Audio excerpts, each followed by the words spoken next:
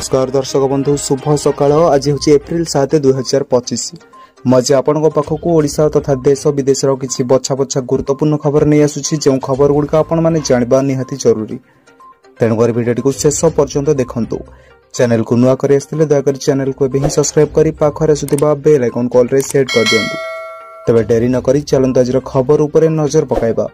आज प्रथम खबर वाकफ संशोधन को राष्ट्रपति मंजूरी। आईन रे परिणत है वाकफ संशोधन बिल। संसद रे पारित हेबा परे बिल राष्ट्रपति अनुमोदन मिली।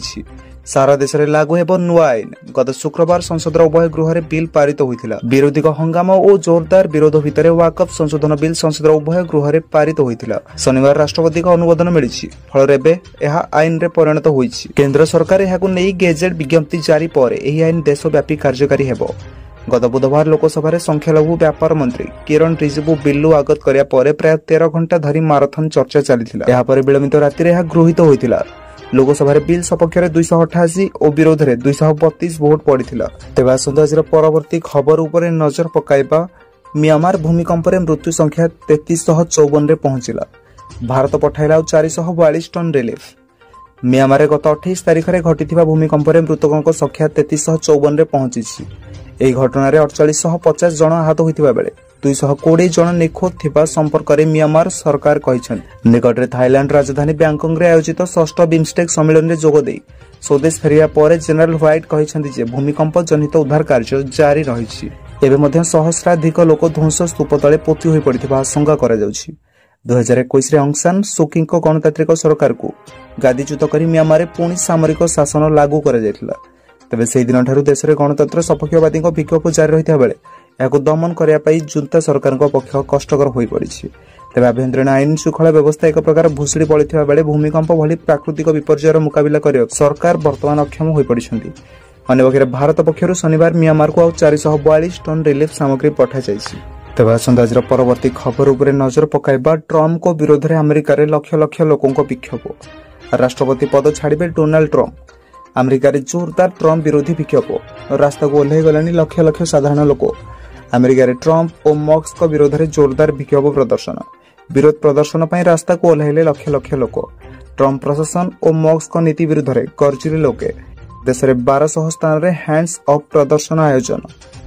अमेरिका रे 50 राज्य में डोनाल्ड ट्रम्प एवं एलन मस्क विरोध में व्यापक विरोध प्रदर्शन। हैंड्स अप आंदोलन द्वारा आयोजित प्रदर्शन गुड़ी कोटिपति प्रभाव सामाजिक योजना काट छात एवं दुर्बल वर्गों उपर आक्रमण विरोध में प्रतिवाद करुछंती। अमेरिका राष्ट्रपति डोनाल्ड ट्रम्प क्षमता को आसबार 3 मास भी होई नहीं, किंतु से निष्पत्ति द्वारा अमेरिकीय जनसाधारण को क्रोधित करिसेंती। वर्तमान परिस्थिति एपरि होइछि जे अमेरिका रे राष्ट्रपति डोनाल्ड ट्रम्प एवं कोटिपति एलोन मस्क विरोध में प्रतिवाद हेउछि। अमेरिकार समस्त 50 राज्य में लक्ष लक्ष लोक ही प्रतिवाद में अंशग्रहण कर प्रदर्शन में अंशग्रहण करने प्राय 6 लाख लोक पंजीकरण करथिले। लंडन एवं प्यारिस भली शहर में किछि प्रदर्शन होइछि। भारत विरोध में विष ओगाड़ी डेमोक्रेटिक सांसद जेमी राक्सन और इलहान ओमार अंशग्रहण करथिले। से ट्रम्प को नीतिर कड़ा समालोचना करिसेंती। तेज आसंता आज परवर्ती खबर उपरे नजर पकाइबा। बढ़िला राशन कार्ड आधार लिंक समय सीमा। वर्तमान सरकार उपभोक्ता को राशन कार्ड रे आधार लिंक करने 3 मासर समय देइछन्ती। केंद्रीय खाद्य सुरक्षा विभाग एक अधिसूचना कहछन्ती जे जून 30 जाए राशन कार्ड सह आधार लिंक करा जाय परिबो। फल साधारण जनता को आश्वस्ति मिली। आधार को राशन कार्ड सह संजोग करने पछर मूल उद्देश्य होउछि कि एकाधिक राशन कार्ड थिबा व्यक्ति विशेष को नहीं उपजिथिबा समस्यार समाधान करिबा। सरकार एपरि एक भल उद्देश्य को दृष्टि रखी पदक्षेप नैछन्ती। दारिद्र्य सीमा रेखा तले रहिथिबा लोकमानकु यह विशेष सहायक हेबो। मार्च 31 तारिख जाए राशन कार्ड रे ई-केवाईसी अपडेट पाई डेडलाइन रहिथिला। यह पर राष्ट्रीय खाद्य सुरक्षा अधिनियम अंतर्गत कार्ड रे थिबा समस्त व्यक्ति ई-केवाईसी कराइबा बाध्यमूलक रहिथिला। तेबे राशन कार्ड सह आधार लिंक हेबा परे नकली राशन कार्ड गुडी को धरा पड़ी जिवो एवं काटी दिया जिवो। परवर्ती खबर मुंबई को फेरिले जसप्रीत बुमरा। आरसीबी विपक्ष रे काली करि पारंती कमबैक। मुंबई ପାଇଁ खुशी खबर। टीम को कमबैक करिसेंती स्टार बोलर जसप्रीत बुमरा। से मुंबई स्क्वाड रे शामिल होइछंती। मुंबई इंडियंस यार सूचना दे सोशल मीडिया रे वीडियो पोस्ट करिछि।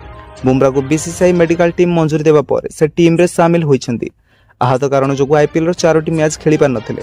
जसप्रीत बुमरा बैंगलोर विपक्ष में काली मैदान को ओह्लाई पारंती एवं आज आउ एक मैच खेलिबे। जदि सबु किछि ठीक रहिला तबे फैंस तांको आरसीबी विपक्ष में देखिबा को पाइबे। नचे से 13 एप्रिल दिल्ली विपक्ष में मैच खेलिबे। जसप्रीत बुमरा को अनुपस्थितिर प्रभाव दल में देखा मिलता। अनुपस्थित दल 2 युव बोलर सत्यनारायण राजू और अश्विन कुमार को डेब्यू कर सुजोग देथिला। मुंबई वर्तमान सुधा 4टी मैच खेली किसी भल प्रदर्शन करें दल गोटे मैच जीति बेले 3टी पराजित होता। तो दर्शक बंधु आज गोटे छोटी अपडेट। जब भिडियो भल लगी भिडियो गोटे लाइक करदे, चैनल को नुआ कर दयाकोरी चैनल को सब्सक्राइब कर पाखर आसुवा बेल आइकन को ऑल सेट कर दिंतु। धन्यवाद।